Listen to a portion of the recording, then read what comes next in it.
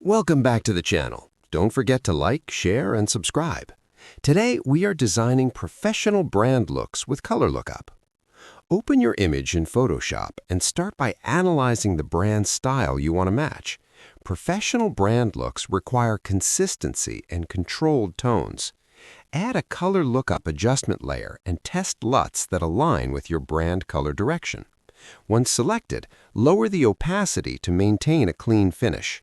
Add a Curves adjustment layer to refine contrast and ensure highlights and shadows look balanced. Use color balance to fine-tune tones so they match the brand's visual identity. Zoom in and check important elements like logos, products, or faces for accuracy. If needed, mask the Color Lookup